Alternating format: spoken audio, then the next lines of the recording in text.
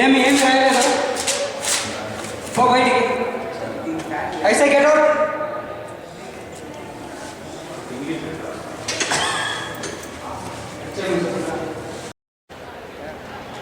కిందనా ఏ ఎవర్రా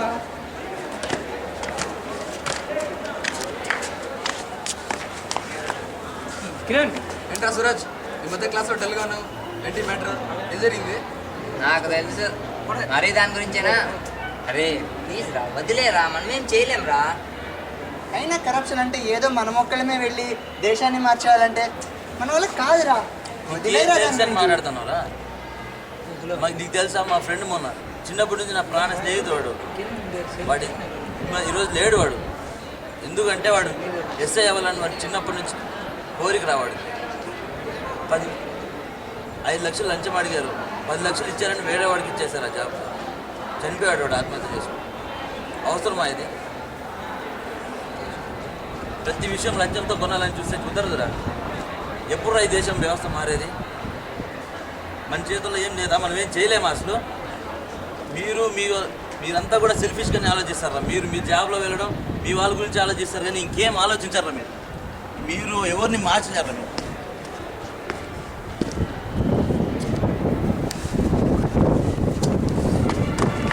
నీ బాధ నాకు అర్థమైందిరా. ఇవాళ నుంచి మనం ఏది చేసినా కలిసి చేద్దాం. మనమంతా కలిసి వెళ్ళి చేద్దాం రా. ఏ పని చేసినా మేమంతా నీతోనే ఉంటాం రా. ఏదేమైనా మేము నీ వెంటే నడుస్తాం. సరే, మీరంతా నాతోనే ఉంటారంటే, నా వెంటే నడుస్తానంటే నాకు అంతకన్నా ఏం కావాలి? ఈరోజు నుంచే, ఈ క్షణం నుంచే మన కాలేజీలో ఆర్గనైజేషన్ పెడదాం. ఓకే, ఈరోజు నుంచి స్టార్ట్ చేద్దాం. ఏమంటారు? అలాగే కలిసికట్టుగా చేద్దాం ఏ పని చేస్తాం. Okay. Excuse me sir. Tell me sir, మన కాలేజీలో ఒక ఆర్గనైజేషన్ పెడదాం అనుకుంటున్నాం సార్. ఇది సోషల్గా పీపుల్కి, ఇటు సైడ్ స్టూడెంట్స్ కూడా ఇద్దరికి పనికి వస్తుంది సార్. ఇది ఒక స్టూడెంట్స్గా మేమే చేస్తున్నాం సార్. దీన్ని స్టార్ట్ చేయడానికి మన కాలేజ్ నుంచి మీ పర్మిషన్ కావాలి సార్. కాదు, ఇది చాలా రిస్క్ అయిన పని. స్టూడెంట్స్ అనేవాళ్ళు ఈ పని చేయలేరు. ఊరికి ఎందుకు టైం వేస్ట్ చేసుకుంటారు? పోయి చదువుకోండి సార్. స్టూడెంట్స్ మీరే ఎంకరేజ్ చేయకపోతే ఇంకెవరు ఎంకరేజ్ చేస్తారు సార్? మాకు స్టూడెంట్స్ చేయగలరు సార్. మేము చేస్తూ కరెక్టే, మీరు చెప్పింది కరెక్టే. కానీ మీరు చదువుకునే వయసులో ఇది చదువుకోవాలంతే. ఊరికి ఈ పని చేసుకుని ఎందుకు రిస్క్లో పడతారు? ఊరికి వద్దు, వెళ్ళి చదువుకోండి. టైం నేను చెప్పినాను కదా, వెళ్ళి చదువుకోండి. ఇది అవసరం లేదు ఇప్పుడు మన దగ్గరే. సురజ్, ఏమి డల్గా ఉన్నావు? ఏం చెప్తాం, మనం ఆర్గనైజేషన్ పెడతాం అనుకున్నాం కదా, దాని గురించి ప్రిన్సిపల్తో మాట్లాడాను.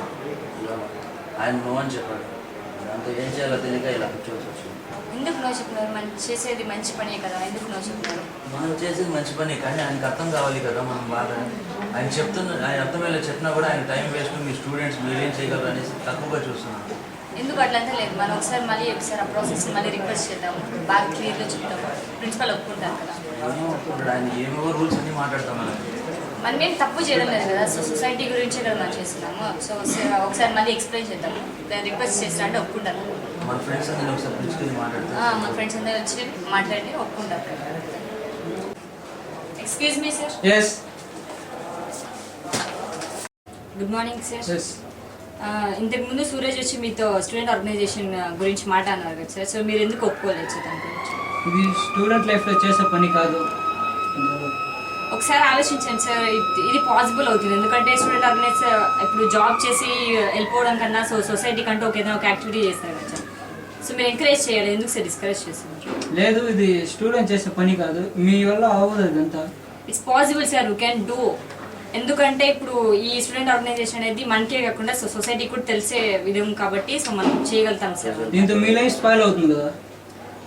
ఏం స్పాయిల్ అనేది ఏమి ఉండదు సార్. మేము అలానే ఇప్పుడు క్లాసెస్ స్టడీస్ కాకుండా సో అదర్ యాక్టివిటీస్ లో కూడా పార్టిసిపేట్ చేసినట్టు ఉంటుంది కదా సార్. సార్ ఒకసారి మీరు ఆలోచించండి సార్. కాలేజ్ అనేది ప్రెషర్ కుక్కర్ కాదు, సో అన్నిట్లో మనం పార్టిసిపేట్ చేయాలా. దెన్ మీరు ఒకసారి థింక్ చేసి చెప్పండి సార్.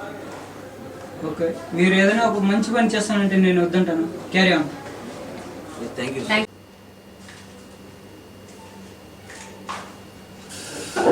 సో ఫ్రెండ్స్, మనం ఇవాళ ఇలా సమావేశం కావడానికి గల కారణం మన ఆశయాల గురించి చర్చించుకోవడానికి. మన సహాయం ఇప్పుడు ప్రజలకు అందే సమయం వచ్చింది. మన సూరజ్ ఇప్పుడు దాని గురించి మాట్లాడతాడు. చుట్టూ జరిగే అన్యాయాల గురించి మనకు తెలుసు, మీకు తెలుసు. మన ఇండియాలో జరిగే ఏ పని జరగాలన్నా లంచం లేకుండా ఏ పని జరగదు. So India is the greatest country. ఇండియాలో ఈ ఒక్క ఇండియా 100 జపాన్లతో సమానం. మన చుట్టూ ఉన్న దేశాలు చాలా చిన్నవైన ఏరియాలో మన దేశం కన్నా చాలా చిన్నవైన అవి ఎంతో అభివృద్ధి స్థాయిలో. ఎట్లా పెడతాం ఆ మీటింగ్ అంతా ఓకేనా? వాళ్ళందరికీ ఇన్ఫార్మ్ చేశాను. మరి సూరజ్ ఎమ్మెల్యే వీరశంకర్ రెడ్డి ఫోన్ చేశాడు, వాడు నీతో మాట్లాడాలంట. వెళ్ళి వాళ్ళ ఇంటికి వస్తాడు, ఇంటికి కాదు. ఓ ఎమ్మెల్యే వీరశంకర్ రెడ్డి వాడే.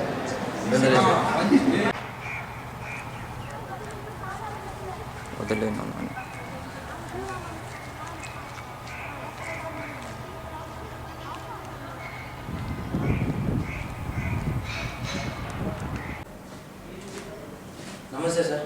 నమస్తే. ఏంటి సార్ ఏదో మాట్లాడాలని పిలిపించారంట? అదే అయ్యా, నాకు తెలిసింది నీ గురించి. మంచి పని చేస్తానంట, ఏదో పెట్టామంట, ఏదో ఫంక్షన్ ఎస్ఆర్ ఏదో పెట్టామంట కదా ఆర్గనైజింగ్. అవంతా మంచి పని చేస్తే మాకు కూడా కొంచెం నష్టమే కదా. ఇలాంటి వాళ్ళు ఎందుకు మా రాజకీయాలకు వచ్చేయండి, ఏమన్నా చేసుకోండి. ఏ ఫోటోలు ఆ ఫోటోలు ఇస్తాను, ఎంత డబ్బు కాదు అంత డబ్బు ఇస్తాను, పండగ చేసుకోండి. మీరు ఆ పనికి అయితే వేరే నిర్ణయం చూసుకోండి. పని తెచ్చుకో, కష్టాలు పని తెచ్చుకో.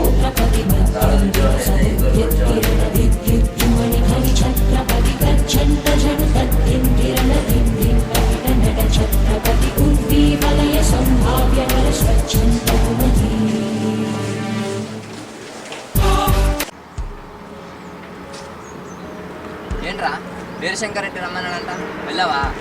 పిలిచాడు. ఇంటికి ఏమన్నాడు? ఏమంటాడు? మళ్ళీ అదే గొడవ. ఏ చిన్న మంచి పని చేయాలన్నా ప్రతి ఒక్కరితో అదే గొడవరా. ప్రతి ఒక్కడు అడ్డుపడుతూనే ఉంటాడు. అంతేనా? ఈ రాజకీయ నాయకులు మారరా, మనతో ఏ మంచి పని చేయనీయరా అసలు. అరే, మనం చేసే మంచి పనికి ఏ నాయకుడు అడ్డుపడకూడదు అనుకుంటే మనలోనే ఒక నాయకుడు అయ్యి మన దేశాన్ని మనమే ముందుకు తీసుకెళ్ళాలిరా. అవునరా, మనమే ఒక పార్టీ పెడదాం, యువత పార్టీ. మన వాళ్ళని అన్ని కాన్స్టిట్యూయెన్సీస్ నుంచి నిలబెడతాము. ఈసారి మనమే గెలుద్దాము. దానికి నువ్వే నాయకుడికి కావాలరా. అవునరా. అదే అయితే ఈసారి వచ్చే ఎలక్షన్స్ లో మనమే నిల్చుందాం. అన్ని కాన్స్టిట్యూషన్ నుంచి మనల్ని నిలబెడదాం. మన ఆర్గనైజేషన్ లో ఉన్న మంచి మనందరినీ మనమే నిల్చొని గెలిచి చూపించాలి వాడికి. అర్థం మాట మీద ఉంటుంది. నెక్స్ట్ ఎలక్షన్స్ లో యూత్ పవర్ ఏంటో చూపిద్దాం. అరే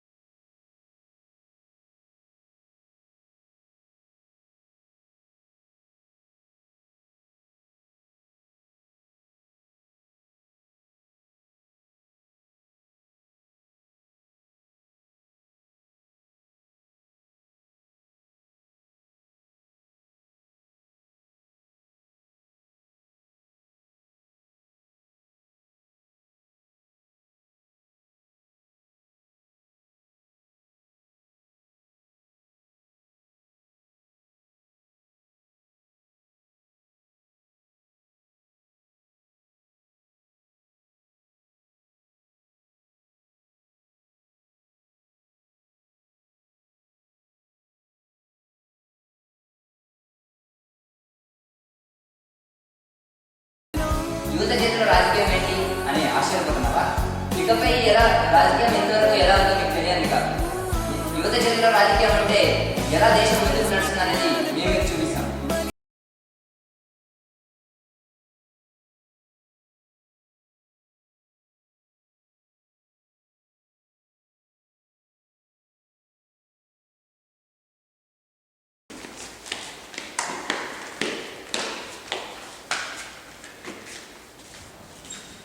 అందరికీ నమస్కారం.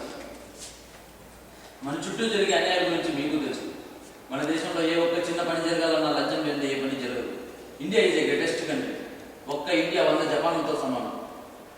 ఏరియాలో మన దేశం కన్నా చిన్న దేశం జపాన్, సింగపూర్ లాంటి దేశాలు ఎంతో చిన్నవైనా అవి ఎంతో అభివృద్ధి స్థాయిలో ఉన్నాయి. కానీ మన దేశం మాత్రం ఇంకా డెవలపింగ్ నేషన్గానే ఉంది. వై? ఎందుకు ఇది? మన దేశం ఒక యువత చేతిలో ఉంటే ఎంత గొప్ప స్థాయికి వెళ్తుంది అనేది మేము చేసి చూపిస్తాం. అందుకే పోటీ చేశాం. మా కాలేజ్ దగ్గర నుంచి ఇక్కడ వరకు ఒకే ధ్యేయం మీద వచ్చాం.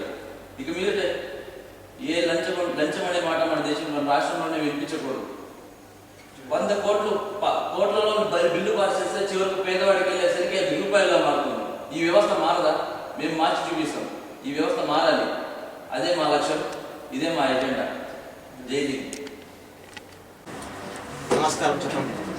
ఏం లేదు సార్, వచ్చిన పని ఉంది, అది మీరైతేనే చేయగలరు. చెప్పండి మరి ఆ పని ఏంటి? ఏం లేదు సార్, ఒక అగ్రికల్చర్ ల్యాండ్ ఉంది, దాన్ని ఇండస్ట్రియల్ ల్యాండ్ లా కన్వర్ట్ చేసి డాక్యుమెంట్స్ నాకు ఇచ్చేయండి. అది ఇల్లీగల్ అనే విషయం మీకు తెలుసు, మరి నా దగ్గర ఇంటికి వచ్చారు. డబ్బులు ఇస్తాను సార్, తీసుకోండి. ఫస్ట్ ఆ బ్యాగ్ కింద పెట్టండి. ప్రస్తుతం ఉన్న సీఎం గురించి, అతని రూల్స్ గురించి మీకు తెలిసిందేదే. ఒకవేళ దొరికితే 6 ఏళ్ళు జైలు శిక్ష, మరి నా ఆస్తి కూడా బొక్క. నాకు ఇంత రిస్క్ తీసుకోలేను. సో మీరు కాస్త బయలుదేరండి. ఒక్కసారి ఆలోచించుకోండి సార్. లేదు, బయలుదేరండి. ఒక్కసారి లేదు. ఆలోచించండి సార్. లేదు, బయలుదేరండి.